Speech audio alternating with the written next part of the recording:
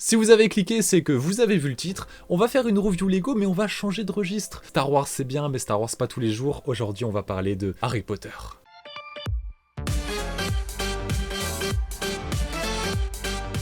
Parlons donc de Harry Potter et parlons de la boîte 76424. Vous avez vu, je suis gentil, pour commencer, on va commencer petit. Mais petite parenthèse, par contre, je pense que je ferai une vidéo pour parler des Lego Harry Potter en général et dire pourquoi je suis aussi là-dedans. Parce qu'il y a une raison. Une raison qui est en lien avec le fait que depuis 2 ans, ils sortent des Lego Harry Potter qui vont se cumuler tous ensemble pour faire le plus gros château Lego Harry Potter jamais édité. Pour les connaisseurs, vous savez de quoi je parle et sinon, vous inquiétez pas, je ferai une vidéo pour en parler parce que c'est un projet que je trouve très stylé et c'est pour ça que Lego Harry Potter. Donc la référence 76424 dont on va parler aujourd'hui, c'est la Ford Anglia de Ron Weasley, enfin la famille Weasley dans Harry Potter.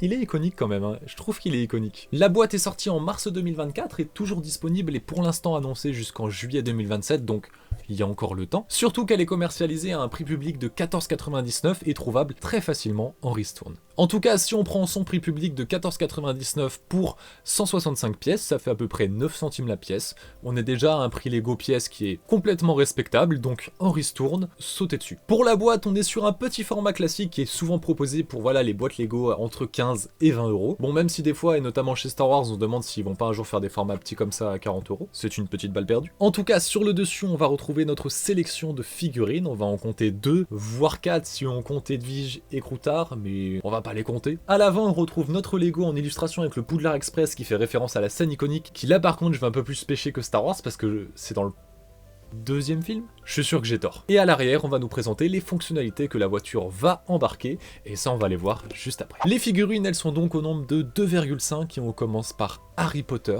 accompagné de sa baguette, tempographie à l'avant et à l'arrière au niveau du torse, avec aussi 2 visages, un classique et un quand il est en retard à Poudlard. Au niveau de la figurine de Ron, c'est pareil, on a sa version enfant, avec une impression devant et une impression arrière, un double visage également, un sourire et pareil, en retard à Poudlard. Présentons-les quand même parce que je les considère presque comme des figurines. On a tout d'abord le Croutard, qui est amené avec un très joli moule, j'ai pas le souvenir d'en avoir déjà vu, après, j'ai pas l'historique entier des Lego Harry Potter, mais le moule en tout cas du Croutard est vraiment qualitatif. Et pour la Edwige, là c'est du vu et déjà vu, même si on est sur la dernière version, parce que le moule des chouettes et des hiboux Lego ont quand même évolué depuis le temps. Maintenant on va parler du modèle en tant que tel, qui ne diffère pas tant que ça du dernier sorti, mais qui a quand même un certain plus. Et en vrai, qu'est-ce qu'on peut critiquer? Parce que quand on le fait le tour, en termes de structure et de véhicule, elle propose ce qu'on attend de la Ford Anglia. On va retrouver un sticker avant et arrière au niveau des plaques d'immatriculation. Le toit va s'ouvrir très facilement afin de laisser rentrer les personnages, qui d'ailleurs, une fois les bras levés, s'installent plutôt facilement. Les portières sont amovibles pour proposer un maximum de jouabilité. Mais par contre, alors qu'il existe une pièce bien standard de guidon, on a le droit juste à une pièce circulaire pour le guidon qui peut même pas tourner. Ça, je trouve un peu dommage. Et à côté, le tableau de bord, c'est un stickers. On adore les stickers. En tout cas, on a fait le tour. Forcément, c'est un petit véhicule. Mais il nous reste quand même le coffre qu'on peut ouvrir. On vient y découvrir une petite valise, mais libre à nous d'y ranger ce qu'on veut. Et j'en parle quand même, mais ça paraît évident.